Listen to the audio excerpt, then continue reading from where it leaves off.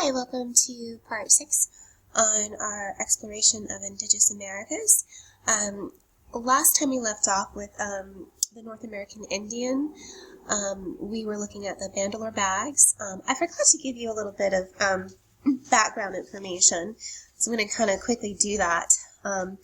So one thing to think about is that all labels for these people of this culture were created by Europeans. There's no proper indigenous term for these people because they do not know themselves by a collective name. They were made up of many different tribes and nations who had contact as well as conflicts with each other. The tribal artistic practices can be broken up into broad, stylistically similar categories known as Arctic, A-R-C-T-I-C, Northwest Coast, Southwest, Plains, Eastern, Woodlands, and others. Some of the long-standing values and artistic practices found in all of the cultures of native North America include the use of geometric patterns, the inclusion of visionary figures or animals, the implementation of ideas about harmony with nature, respect shown to elders, a belief in shamanism, and participation in large community rituals. Objects were made by tribal leaders, community members, or family. And audiences for objects were usually the entire community, although some objects had restricted use for religious or political reasons. So, also too, I think I kind of mixed y'all up a little bit too. I just wanted to point out that the Mesa Verde cleft dwellings are considered, Native American, and the Great Serpent Mound is also Native American as well. So I just wanted to kind of clarify that. So what you're looking at right now is a mask, or called a transformation mask. And so this idea of transformation is an important theme in Native American culture. Imagine a man standing before a large fire wearing a heavy eagle mask shown above, and a long cedar bark costume on his body. He begins to dance, the firelight flickers and the feathers rustle as he moves about the room in front of hundreds of people. Now imagine him pulling the string that opens the mask. He is transformed into something else entirely. What a powerful and dramatic moment. Northwest Coast transformation masks manifest transformation, usually an animal changing into a mythical being, or an animal becoming another animal. Masks are worn by dancers during ceremonies. They pull strings to open and move the mask, in effect animating it. In the eagle mask shown above from the collection of the American Museum of Natural History, you can see the wooden frame and netting that held the mask on the dancer's head. When the cords are pulled, the eagle's face and the beak split down the center, and the bottom of the beak opens downward, giving the impression of a bird spreading its wings. Transformed, the mask reveals the face of the ancestor. We're going to be looking at a few different variations of transformation masks. A transformation mask at the Brooklyn Museum shows a thunderbird, but when opened, it reveals a human face flanked on either side by two lightning snakes, and with another bird below and a small figure in black above it. And again, I think the way you pronounce the tribe name is Kawak-Waka. This is a really cool variation on the transformation mask. This is a whale transformation mask, such as the one, this is located in the Metropolitan Museum of Art. It gives the impression that the whale is swimming. The mouth opens and closes, the tail moves upward and downwards, and the flippers extend outwards but also retract inward. Transformation masks like those belonging to this tribe, and I think it's pronounced Wak-Wak-Ah-Wak. There's a pronunciation guide here. A Pacific Northwest Coast indigenous people, and illustrated here are worn during something called a potlatch, a ceremony where the host displayed his status and part of giving away gifts to those in the audience in attendance. These masks were only one part of the costume that also included a cloak made of red cedar bark. During a potlatch, these dancers performed wearing the mask and the costume. The mask conveyed social positions, only those with a certain status could wear them, and also helped to portray a family's genealogy by displaying family crest symbols. So another theme that we've seen that is pretty common with Mesoamerican art is this idea of animals and obviously myths. Masks are not the same across the First Nations of Northwest coastal areas. Here we are only focusing on the Wa'akwa transformation masks. They are one of many indigenous groups that the Wakwala speaking tribes are generally called Kuat by the non-native peoples.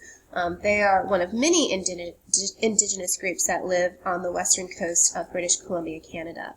The mythology and cosmology of these different tribes, such as the Kuagala or Kuatu, or Namajas, and these are all different names, and you can certainly look at these during my lecture notes, is extremely diverse, although there are commonalities. For instance, many groups relate the deceased ancestors roamed the world, transforming themselves in the process. This might entail removing their animal skins or masks to reveal their human selves within.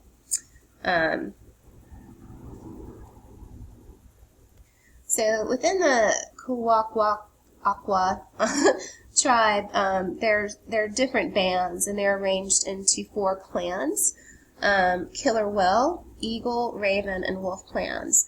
The clans are divided into Namani, N-U-M-A-Y-N,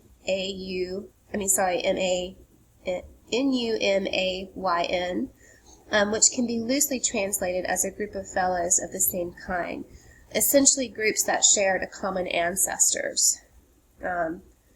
Namana are responsible for safeguarding crest symbols, for conveying their specific rights, which include access to natural resources like salmon fishing, and rights to sacred names and dances that relate to the Namani ancestors or the group's origins. The Numani were ranked, and typically only one person could fill a spot at any given moment in time. Each rank entailed a specific rights, including ceremonial privileges like the right to wear a mask such as the Brooklyn Museum's Thunder Bird Transformation Mask. Animal transformation masks contain a crest for a given Numani. Ancestral entitles and supernatural forces temporarily embody the dancer wearing the mask and other ceremonial regalia. So many myths relate moments of transformation, often involving trickster supernaturals. A trickster is a god, goddess, spirit, man, woman, or anthropomorphic animal who exhibits a great deal of intellectual or secret knowledge and uses it to play tricks on otherwise disobey normal rules and conventional behavior. The raven, for instance, is known as a consummate trickster. He often changes into other creatures and helps humans by providing them with a variety of useful things such as the sun, the moon, fire, and salmon. Thunderbird, who was a mythical, and I'm not even going to try to pronounce this name. I'll spell it Kwankwanxwalige. Was a mythical ancestor of the Kuwakwa tribe. He also figures predominantly in mythology. He's believed to cause thunder when he beats his wings and lightning comes from his eyes. He lives in the celestial realm, and he can remove his bird skin to assume human form. So let's look at some of the design and materials used to create these masks. The masks illustrate here a display of a variety of colored surfaces filled with complex forms. These masks use elements of formal line style, a term coined in 1965 to describe the characteristics of Northwest Coast visual culture. The Brooklyn Museum mask provides a clear example of what constitutes the form line style. For instance, the Brooklyn Museum mask, when open, displays a color palette of mostly red, blue-green, and black, which is consistent with other form-line objects created by the tribe. The masks, whether opened or closed, are bilaterally symmetrical. Typically of the form-line style is the use of undulating calligraphic lines. Also note how the pupils of the eye on the exterior of the Brooklyn Museum mask are ovid shaped, similar to the figures and forms found in the interior surface of many masks. This ovid shape, along with S and U forms, are a common feature of the form-line style. The American Museum of Natural History and the Brooklyn Museum mask are carved of red cedar wood, an important and common material used by Northwest Coast objects and buildings. Masks take months, sometimes years to create because they are made of wood and other organic materials. They quickly decay. Most masks date to the 19th and 20th century, even though we know that the practice extends much farther into the past. In fact, the artistic style of many transformation masks is thought to have emerged over 1,000 years ago. Here's a comparison of two transformation masks, one that's located at the Brooklyn Museum, the other at the American Museum of Natural History. And it's important because one is earlier than the other. With the introduction and enforcement of Christianity as a result of colonization in the 19th century, masking practices changed among people of the Northwest Coast. Prior to contact with Russians, Europeans, and Euro-Americans, masks like the Brooklyn Museum Thunderbird mask were not carved using metal tools. After iron tools were introduced along with other materials and equipment, masks demonstrated different carving techniques. Earlier masks used natural plant and mineral-based pigments. Post-contact, brighter and more durable synthetic colors started to appear and were introduced into this mask making process. The open mask from the Ancient Museum of Natural History, for example, displays bright red, yellow, and blue. So this is important because, again, we saw this with the bandolier bags as well. With this introduction of European colonization, we see that these practices changed because of trade and these introduction of new materials and tools and technology.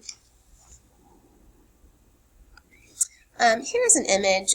This is a beautiful photograph done by Edward S. Curtis, and he was a very famous photographer. He is said to have taken some of the most beautiful images of the North American Indian, and this is an example of a potlatch ceremony. Masks pass between family members of a specific clan. They could be inherited or gifted. They were just one sign of a person's status and rank, which were important to demonstrate within the Kawak society, especially during a potlatch. Franz Boas, an anthropologist who worked in this area between 1885 and 1930, noted that the acquisition of a high position and the maintenance of its dignity required correct marriages and wealth. Wealth accumulated by industry and by loaning out property and interest, dissipated at the proper time, with this understanding and with the idea that the understanding that each recipient of a gift has to return it with interest at a time when it's dissipating his wealth. This is a general principle underlying the potlatch ceremony. Potlatches were banned in 1885 until the 1950s because they were considered immoral by Christian missionaries who believed cannibalism occurred. For its part, the Canadian government thought potlatches hindered economic development because people ceased work during these ritual celebrations. With the prohibition of potlatches, many masks were confiscated. Those that weren't destroyed often made their way into museums or private collections. When the ban against potlatches was removed by the Canadian government, many First Nations have attempted to regain possession of the masks and other objects that have been taken from them. Potlatches are still practiced today among the Northwest Coast people. So this is our next artifact that we're going to be looking at. So we're kind of transitioning from sculpture into painting. Painting on animal hides is a long-standing tradition of the Great Basin and Great Plains people of the United States, including the Kiowa, Lakota, Shoshone, Blackfoot, Crow, Dakota, and Osage groups. While the earlier surviving hide paintings date to around 1800, this tradition was undoubtedly practiced much earlier, along with other forms of painting, such as petroglyphs or rock engravings. So painting existed or coincided with oral traditions. It functioned to record history. Often artists like Cosiogo, this is the Eastern Shoshone pronunciation, Cosico, who was also known by his European American name, Kadazi, Cody, painted on elk, deer, and buffalo hides using natural pigments like red ochre and chalk, and eventually paints and dyes obtained through trade. Usually, artists decorated the hides with geometric or figural motifs. By the late 19th century, certain hide artists, like Cosico, began depicting subject matter that affirmed their native identity and appealed to tourists. The imagery placed on the hide was likely done with a combination of freehand painting and stenciling. Men and women both painted on hides, but men usually produced the scenes on teepees, clothing, and shields. Many of these scenes celebrated battles and other biographical details. The Brooklyn Museum's hide painting by Cosico may have functioned as a wall hanging and also has been classified as a sort of garment or robe that might have been worn. The artist Cosico, a member of the Eastern Shoshone tribe, painted many hides in addition to the two that we just looked at before. They represent experiences during a period of immense change for the Shoshone people. During his lifetime, Cosico was placed on the Wind River Reservation in central Wyoming, and here you can see a picture of it, like an aerial view map, and then also you can see the canyon of where the Wind River Indian Reservation existed in Wyoming. The Wind River Reservation is the size of Rhode Island and Delaware combined and has been established by the Fort Bridger Treaty of 1868. Prior to their placement on the Wind River Reservation, the Shoshone moved with the seasons and the availability of natural resources. Many Shoshone traversed the geographical regions now called the Great Plains and Plateau regions. And this is a portrait of Cosico. Cosico likely created the Brooklyn Museum hide for European American tourists who visited the reservation. It might explain why there's a scene of buffalo hunting, a scene which was thought to be desirable to tourists. Its production helped to support him after the Shoshone were moved to the reservation. With newly established trade markets and the influx of new materials, artists like Cosico sometimes produce work that helps support themselves and their family. Here's an image of a Shoshone encampment in the Wind River Mountains of Wyoming, taken in 1870. Cosico's hide paintings combine history with the contemporary moment. It displays elements of several different dances, including the important and sacred sun dance and non-religious wolf dance. The sun dance surrounds a not yet raised buffalo head between two poles or a split tree with an eagle above it. Men dressed in feather, bustles, and headdresses. Let me see if I can, there's an image, there's a detail of it. Men dressed in feather, bustles, and headdresses, not to be confused with feather war bonnets, danced around the poles, which represent the grass dance, with their arms sort of, stretched in this position, akimbo, A-K-I-M-B-O, and their bodies bent. Cosico shows these men in motion. Men participating in this sacred social ceremony refrained from eating or drinking.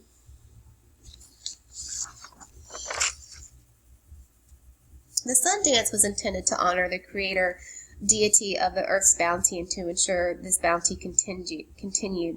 It was a sacred ceremony that tourists and anthropologists often witnessed. However, the United States government deemed it unacceptable and forbid it. The U.S. government outlawed the sun dance until 1935 in an effort to compel Native Americans to abandon their traditional ways. Casico likely included references to the sun dance because he knew tourist consumers would find the scene attractive, but he modified the scene, combining it with the acceptable wolf dance, perhaps to avoid potential ramifications. The wolf dance eventually transformed into the grass dance, which is performed today during powwows or ceremonial gatherings. We'll look at another detail. The hide painting also shows activities of daily life surrounding the sun dance. Women near a fire and more men on horses hunt buffalo.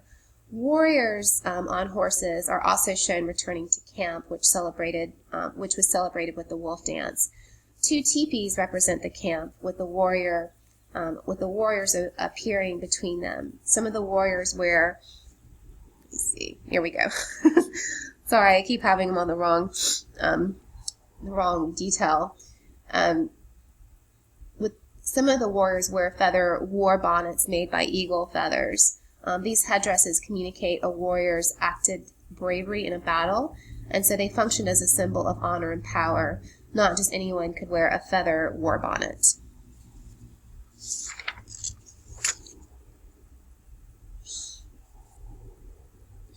So Casico shows the warriors hunting with bows and arrows while riding, but in reality, Shoshone men had used rifles for some time.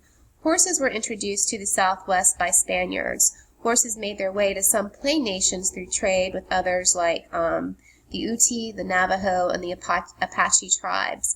By the mid-18th century, horses had become an important part of Plains culture. Here's another detail. Buffaloes were sacred to the Plains people because the animals were essential to their livelihood. Some scenes display individuals skinning buffaloes, which you can see here, and separating the animal's body parts into piles. All parts of the buffalo were used, as it was considered a way of honoring the sacred animal. At the time Casico painted this hide, most buffaloes had been killed or displaced. Buffaloes had largely disappeared from the area by the 1880s. Casico's hide thus marks past events and deeds rather than events occurring at the time it was created. So I often try to get you guys to think about cross currents that you could think about, and so I think a comparison perhaps between the Bayeux tapestry that we looked at during the medieval period and the painted hide by Casico would be an interesting compare and contrast essay. Again, they're really doing several things that are similar. They're depicting historical events, they're depicting traditions, they're depicting the way of life and battle and warfares. So I think this might probably pop up on the major exam in May. All right, now we're going to be looking at some ceramic ware. And this is the artist that created what we're going to be looking at, Maria Martinez. She was born Maria Antonia Montoya. Maria Martinez became one of the best-known native potters of the 20th century due to her excellence as a ceramicist and her connections. Sorry about that. Hush! Shh. Sorry about that. My dogs are nuts. So I was saying she was a very well-known potter due to her excellence as a ceramicist in connection with a larger, predominantly non-native audience. Though she lived at the pueblo of San de Fosano, about 20 miles north of Santa Fe, New Mexico. From her birth in 1887 until her death in 1980, her work and her life had a wide-reaching importance to the native art world, while reframing native ceramics as a fine art. Before the arrival of the railroad to the area in the 1880s, pots were used in the pueblos for food storage, cooking, and ceremonies. But with inexpensive pots appearing along the rail line, these practices were in decline. by the 1910s, Ms. Martez found a way to continue the art by selling her pots to a non-native audience, where they were purchased and as something beautiful to look at rather than a utilitarian object. So this is another important idea of how this idea of European interaction or colonization sort of transformed the practices of Native American indigenous people. So here you have a container, something that the Native Americans really viewed as a utilitarian or functional object, in this case as a vessel to store things, but in order to sort of maintain the practice of creating the pots, because they are quite exquisite, they were sold as beautiful objects to a Western audience. Her mastery as a ceramicist was noted in her village while she was still young. She learned the ceramic techniques that were used in the Southwest for several millennia by watching potters from San Defonoso, I think that's how you pronounce it, including her aunt, other potters from Santa Clara, and obviously from other potters from other nearby pueblos. All the raw materials had to be gathered and processed carefully, or the final vessel would not fire properly. The clay was found locally. To make the pottery stronger, it had to be mixed with a temper made from shards of broken pots that had been pounded into a powder or volcanic ash. When mixed with water, the elasticity of the clay and the strength of the temper could be formed into different shapes, including a rounded pot known as an olla, or a flat plate using only the artist's hands, as the potting wheel was not used. So this is really incredible to see that this was created by hand and not with the potter's wheel. The dried vessel needed to be scraped, sanded, smoothed, then covered with a slip, which is a thin solution of clay and water.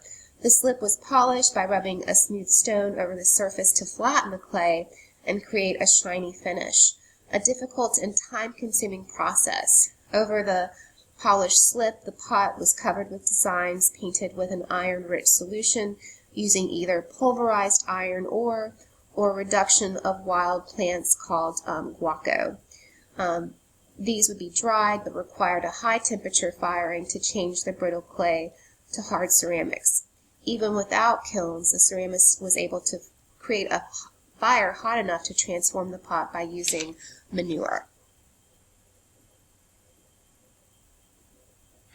So making these ceramics in the Pueblo was considered a communal activity where different steps in the process were often shared. The potters helped each other with arduous tasks such as mixing the plants, and polishing the slip.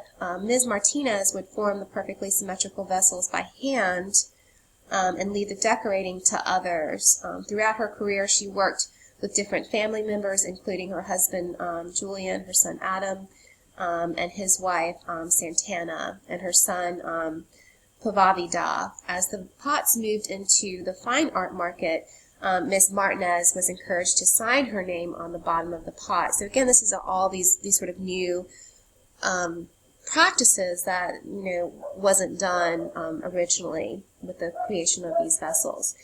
Though this denied the communal nature of the art, she began to do so as a result, as it resulted in more money per pot. So that could be kind of perplexing. I mean, here you are, an artist, and again, this is supposed to be a communal activity in the creation of this pot, but in order, again, to sort of be more appealing to a Western audience, signing the work would, obviously make it more valuable, and obviously that her name, and again, this is a tradition that we saw established in the Renaissance with these sort of superstar artists like Michelangelo and Raphael, that gave the work more credibility. So again, that's a very Western concept. But she did it in order to get more money per pot, and this allowed her to help the other potters in the Pueblo that helped her. Miss Martinez was known to have signed the pots of others, lending her name to help the community, again, because she was established as a sort of fine art ceramicist, and this was a way for them to generate more income. She lived as a proper Pueblo woman, avoiding self-aggrandizement and insisting to scholars that she was just a wife and mother, even as her reputation in the outside world increased. Here's a better view of the pot. Maria and Julian Martinez pioneered a style of applying a matte black design over a polished black. Similar to the pot pictured here, the design was based on pottery shards found on the ancestral Pueblo dig site dating to the 12th to 17th centuries at what is now known as Bandelier National Monument. The Martinezes worked at the site, with Julian helping the archaeologists at the dig and Maria helping at the campsite. Julian Martinez spent time drawing and painting the designs found on the walls and on the shards of pottery into his notebook, designs he later recreated on the pots. In the 1910s, Maria and Julian worked together to create a black-on-black ware they found at a dig, experimenting with clay from different areas and using different firing techniques. Taking a cue from Santa Clara pots, they discovered that smothering the fire with a powder manure removed the oxygen while retaining the heat and resulted in a pot that was blackened. This resulted in a pot that was less hard and not entirely watertight, which worked for a new market that prized decorative use over utilitarian value, because they weren't going to use these objects, they were just going to display them. The area that was burnished had a shiny black surface, and the area painted with guaco were matte designs based on natural phenomena such as rain clouds, bird feathers, rows of planted corn, and the flow of rivers. The Ola pot featured here has two design bands going across the widest part of the pot and the other around the neck. The elements inside are abstract but suggest a bird in flight with rain clouds above, perhaps a prayer for rain that could be flown up to the sky. These designs are exaggerated due to the low round shapes of the pot, which are bulbous around the shoulder, then narrow at the top. The shape, color, and designs fit the contemporary Art Deco movement, which is popular between the two world wars and emphasize bold geometric forms and colors. So again, we do have this influence of European Western art practices. With its dramatic shape and the high polish of surface, this pot exemplifies Maria Martinez's skill in transforming a utilitarian object into a fine art object. The works of Maria Martinez marks an important point in the long history of Pueblo pottery. Ceramics from the Southwest trace a connection from the ancestral Pueblo to the modern Pueblo eras, given the absence of written records tracing the changes in the shapes, materials, and designs on the long-lasting shards found across the area allow scholars to see connections and innovations. Maria Martinez brought distinctive Pueblo style into a wider context, allowing native and non-native audiences to appreciate the art form. Again, the AP Art exam in May is going to really try to get you to make these sort of cross connections between different cultural and time periods in art history, and so I think a good comparison, especially a Western comparison, would be the Greek vase painting that we studied when we were looking at ancient Greek art. So this was a vase done in the red figure style, and again, the technique for creating the vase was very particular in a very similar way that Martinez created her vase. So again, I would go back and review this particular work. So that ends our exploration of Indigenous Americas. We will pick back up with 20th century art and continue that. We'll probably take a break from that and then go back into non-Western art, probably looking at African art next.